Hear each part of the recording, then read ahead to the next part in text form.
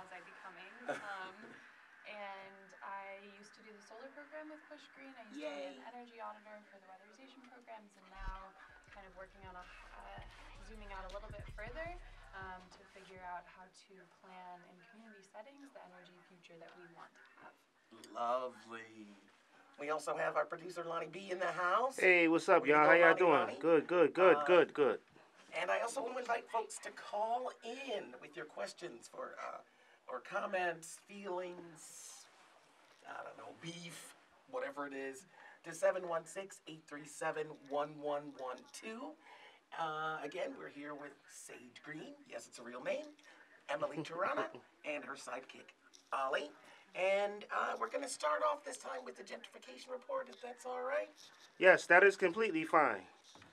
So tonight on the gentrification report, everybody, or at least if you've been hiding under a rock or living under a rock, you might have heard of LP Simonelli Construction.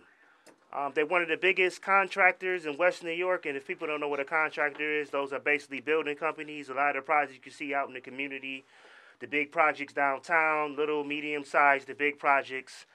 Contracting companies bid on these, and they basically get money. In a lot of cases, these contractor companies get public money. This includes money paid by people of all different backgrounds, including black people, Hispanic people, Latino people, etc., etc. Anybody that pays taxes in Buffalo, Western New York, you pay taxes to the system, and a lot of times your money goes to give breaks to these projects, and the people don't benefit. So we're talking about LP Simonelli. Unless you've been living under the rock, LP Simonelli is a long-time Western New York contractor.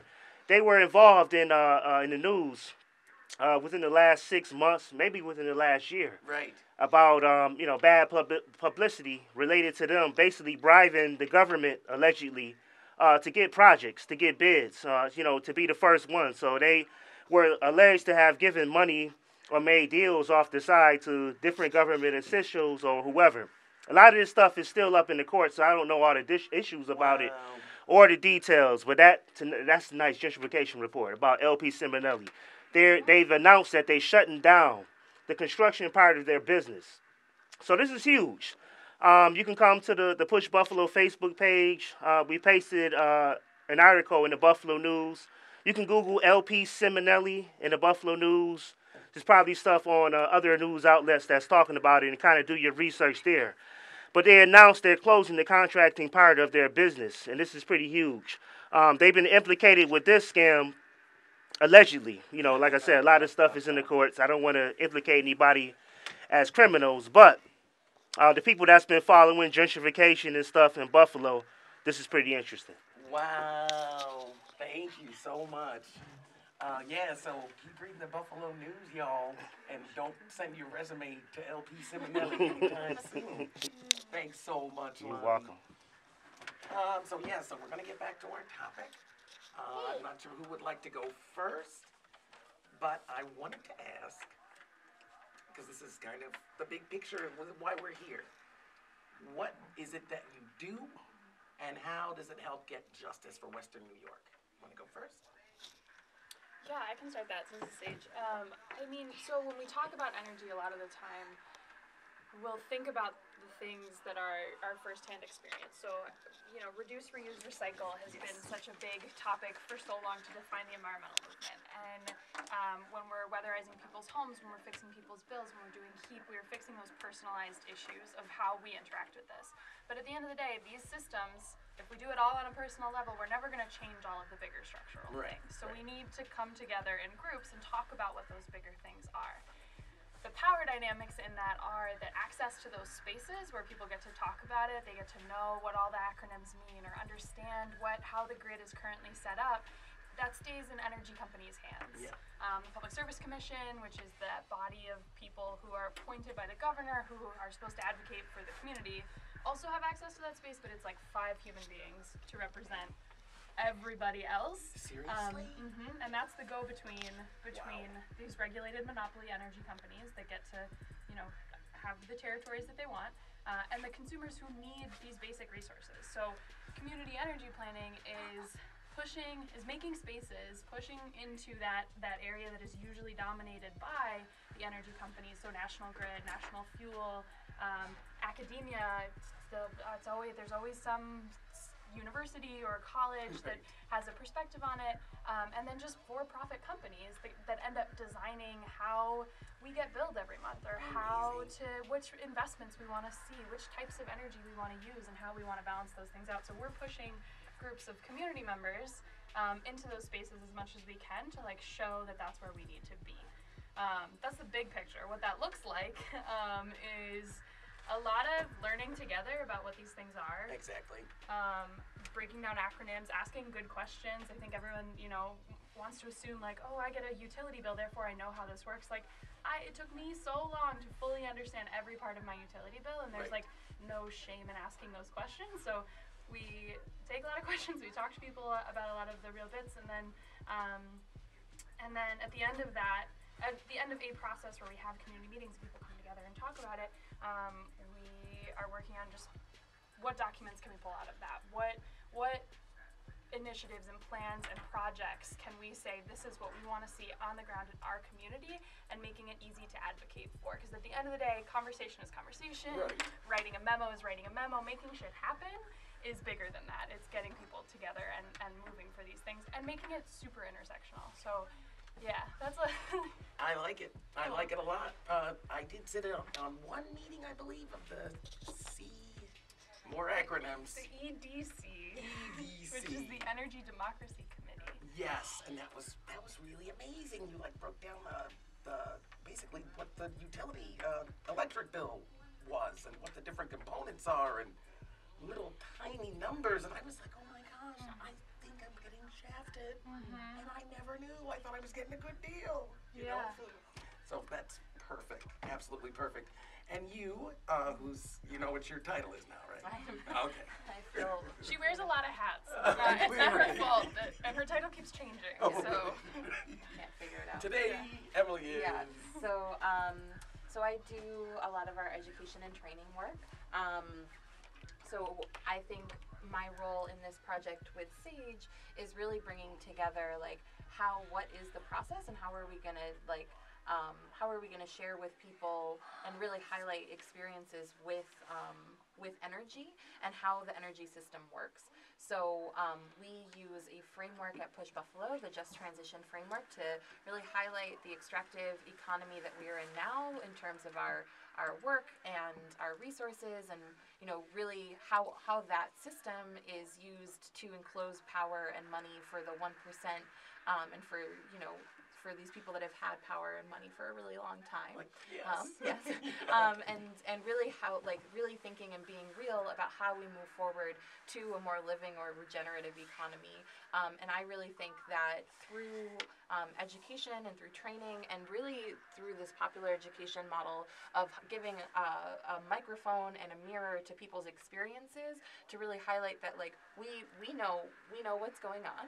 We have experienced these systems of oppression and these different economic systems for so long, that we deserve a seat at the table, and our stories deserve to be heard, and in really finding the solutions and making them happen. So I think with this community energy plan, one of our first steering committee meetings, we talked about what people's experiences were with paying a utility bill, and I just thinking myself, my gas has been turned off a number of times, when I was first paying a utility bill at 18, 19 years old, Right. as a young mom, and that someone is making a huge profit off of that every time you have to wash a baby in cold water, Oh my God. or you have to, charge your phone at work or at Tim Hortons, McDonald's, or- McDonald's, yeah.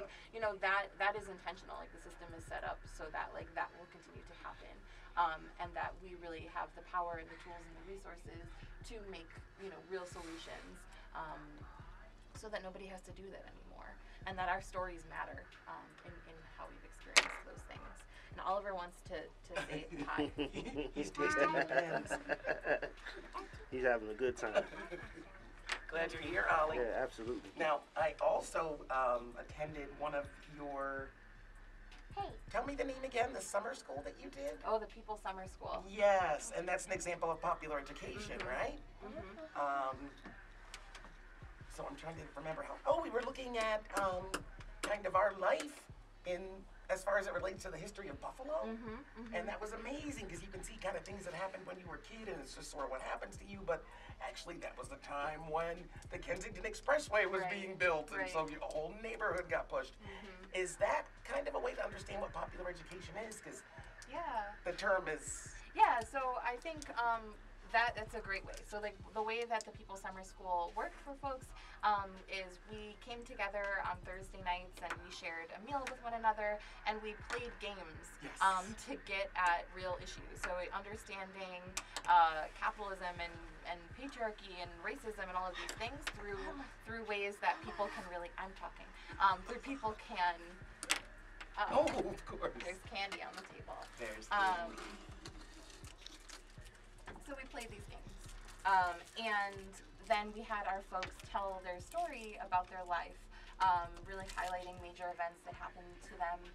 And I think the evening that you were there, our lead community organizer, Brenda Miller, told her story about that her grandmother lived on Humboldt before the 33 was there, and that they owned the house, and it was like this beautiful, beautiful thing. And then, because of something nationally that was happening with the Federal Highway Authority, they gave money to like just rip up like black communities throughout the whole country, basically, and make a streamline for white folks to get to the suburbs that were redlined. That because of that is why we have the 33 and like the effects that has had on her life. And so through story and through talking about that, and then after she told her story, the people in the room really were able to, like, there's so much knowledge and there's so much wisdom that we have in our communities, that we have in the rooms that we're in, and it's a matter of getting that down and sharing that with one another and really having that honored and respected. So I think that's what popular education is really just like, is putting that microphone to people's experiences. Well, I guess I'm also seeing how that would relate to what is often a problem.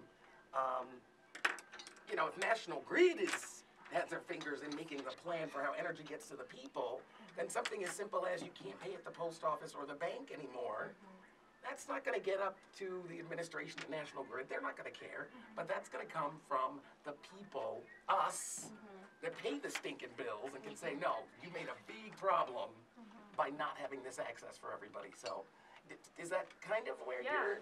Yeah, absolutely. I mean, if you've ever been to a community meeting where there were engineers or there were planners, and someone got up and started talking and telling a story and they got cut off to say, no, what's the thing that you want? Like, how does that relate to the one specific question that I asked?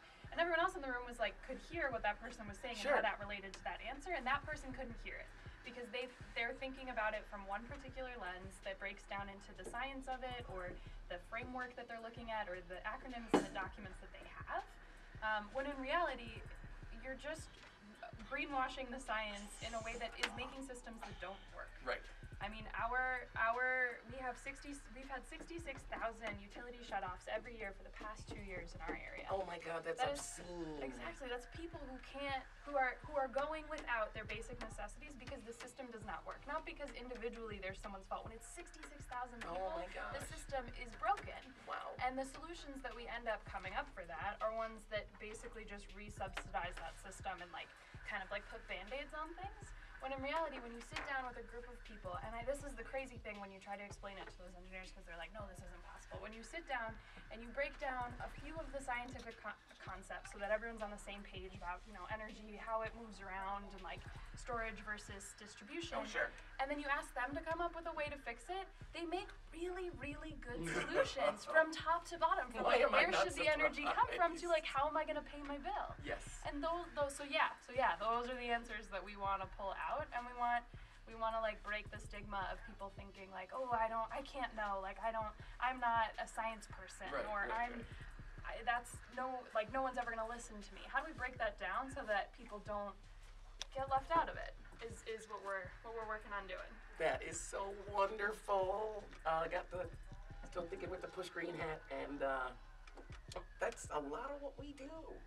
A lot of what we do, even to something as simple, which I don't know if folks know, the money that HEAP gives to the utilities is not taxed. So yeah, nobody's giving you a handout.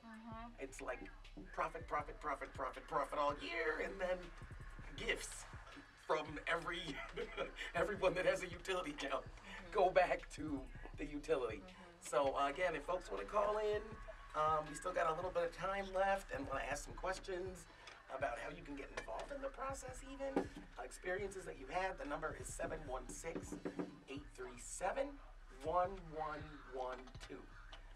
Now, there's a very important event coming up, which could be a way for people to plug in to what's going on. Yeah. Who wants to tell? So this Saturday from 12 o'clock to 3 o'clock at our Grant Street Neighborhood Center at 271 Grant Street, we're going to be holding the first of 3 workshops to start this community energy planning process. So the workshop that we're holding on Saturday is going to really explain how the current energy system works, all of, I think how we got to where we are in terms of our energy system. We've really gotten a lot of questions about like where does energy come from, like how is this distributed, so that we can know those answers to then be able to plan the community, like the energy that we really need. So again, it's from noon to 3 this Saturday, December 9th. And yeah, I think we're gonna have childcare, and there's going to be food and good times had by all. When you're talking about science and it's not science and how it really affects people. And the series will be, so the first one's going to be map where we're at, what is the extractive economy as it is, and then the second one will be dreaming of what do we want that to turn into. So instead of just going into a space and asking people to feel uncomfortable knowing about what they're talking about, we're going to start by just asking all the questions. There is no stupid question. This is all just like figuring out how to map the power, and then going into our next space, which will be December 16th. At the same time. Same place? It will be at School 30. Okay. So it'll be part of the this push. will be on the push. Yeah, so we'll talk social more. media. So we'll move on to, in that next session, to talking about dreaming up that new thing. So putting ideas to paper, and then the third of this series, which doesn't have a date yet, would be a stakeholder meeting. So taking these people who now know what they want can like talk about it in a way that feels good for everybody. Strong. And bring in the people who have the money and the power, and who want to talk to us about it, which there are a lot of people. These aren't questions, I mean, that anyone can actually cover up knowing the answers to. Right. We saw what happened in Puerto Rico. In so many ways, Buffalo is a frontline community in similar ways to Puerto Rico for our number of shutoffs, for the fact that the bills that we pay here are kind of what fund the storms that then affect those places. Yikes. Like, these questions are too big now. So we are creating a space, and there are people who are interested in coming in there, people who have money and power to talk to us about that. So the third installment of this is the how are we going to get this done segment. So come and start with us at the beginning, or come and start with us whenever. And yeah, that's the winner plan. Fantastic. I'm definitely going to try to be there, at least for the second one. And I also like to ask, what do you find is the most challenging part of doing the work you do? Childcare. Childcare. No. You want to go first? Yes. The most challenging part. I think sometimes, I don't know, it's really rewarding. Like the figureheads of it are that it's really rewarding to get these things out, and to talk to people about these in real ways. I think sometimes the hard part is just finding time to do it and convincing people or situating people in a way where they can do this extra work. Oh, so sure. much in the world is heavy right now. Right. Just continuing to build community around this so that it's a comfortable experience for everybody, so it doesn't feel like we're just, extracting information about a thing. And so that's hard, but also really rewarding when you do it right. Yeah. Well, and apparently somebody's doing something right, because I hear the turnout at the 100% workshop was off the chain. It's off the chain. So that's good to know. That's good to know. And I understand what you mean. I tried to go to things sometimes, and Yeah. Ollie. And Ollie. So I think for me, besides childcare sometimes, is I feel like this work is really urgent, and I see how serious people that are in power and that have money are about ruining and continuing the way that our communities are now, and like making sure that that stays the same because they're making money off of it, right? So I feel like one of the hardest things for me is like feeling like there's so much to do all the time, and like I want to be the best at it, and I want us all to like do the thing, and it's just not possible. So like how to center like practicing the world that we want to be in together right now, and being present with each other right now, and doing the most like that we can with what we have, and still being people with it. But then being really serious and saying like a big, I can't swear on the radio, to you, to people that really have a vested interest in keeping the status quo. So, yeah. And then needing to go home and feed my kids dinner and like make sure, There's way too much you eating know, going on. like I have cats. And How important do you think it is? I feel like it's something that happens, maybe not as often as it needs to, but just celebrating victories and reminding people, because even if what's happening in Western New York, specifically Buffalo, poor communities of color, it looks gross, but there have been amazing things that have happened. I think that's one of the coolest things about this topic in particular, where growing up, the environmental movement for me was like polar bears and whales, and I never identified with that. They are great. I love them, but like it was hard to, in Buffalo, New York, get excited about the whales that I'd never seen or things like that. And so I think something that's really amazing about this new environmental movement that's centered on like real people and our experiences is that when you do that, like change can happen. We have some really amazing renewable energy projects that are happening around here. Community distributed solar, so big solar arrays that everyone can buy into separately, are popping up in Rochester, Syracuse. We have one going on one of our projects at Push Buffalo this spring. Geothermal can happen here, and there's a big push right now happening to switch to renewable heat. Real quick, what's geothermal? Sorry, geothermal is when you use the heat that's kind of stored in the ground from the sun to preheat water that goes into a boiler system that then can operate with that preheating, can operate on its own to heat your home. Nice. And they've made it so efficient at this point where it can heat your home in the middle of winter in a place like Buffalo, and you don't have to use fossil fuels. Fantastic. So the projects, they're happening, and on a policy level, New York State has amazing things. The land work that's going on too, like at some point in our brains, because of the people in power, we got convinced that land and energy and resources are all separate things, when in reality, it's all the same. And so there's a lot of amazing intersectional work going on to show that a land trust or zoning laws or and renewable energy are all related and can fund each other to like fund the revolution ourselves. Fantastic. Yeah, so there's a lot of good stuff, and we never celebrate enough. So you're so right there. Yeah. We should celebrate lots more. I'm so glad you two are here. thank you for So having glad. us. Yeah. So exciting. And it's the actual literal truth to say I would not have the job I do were it not for meeting in those rooms with kids running around and usually pizza and wings because it's Buffalo and just dreaming and saying what if and how do we make it happen. Can't beat it.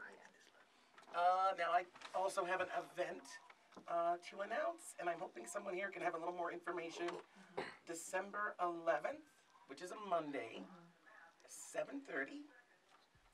At the Franklin Merriweather Junior Library, 1324 Jefferson Avenue. It will be the local screening of a movie called Happening.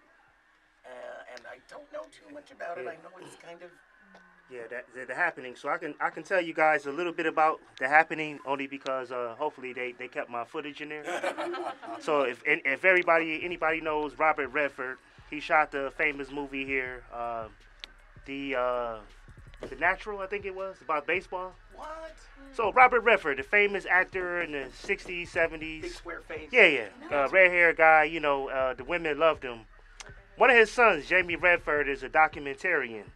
And he did a documentary on clean energy, on the clean energy revolution and going on around the country. So he made a stop in Buffalo about 2-3 years ago. I think I remember that. Yeah, 2-3 years ago, he got some footage. I was around, and he talked to different people, not only with Push, but in Buffalo. The Wash Project is mentioned on there, and they got some other footage and organizations in Buffalo too. But I can speak to probably us and the Wash Project. So it's just basically he's going around talking to different people in the community about different stuff.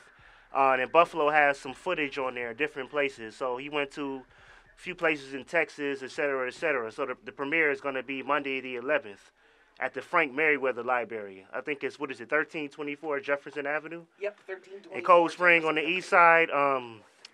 Push leaders, John Washington, Aaron, the director, Rawa Gamatian, they'll be giving a talk at the beginning at 7:30. The actual movie premieres at 8 o'clock. Okay. And if people want to host a house party, if you want to host a house party of this premiere, there's some special stipulations. You can get at Clarke, CLARKE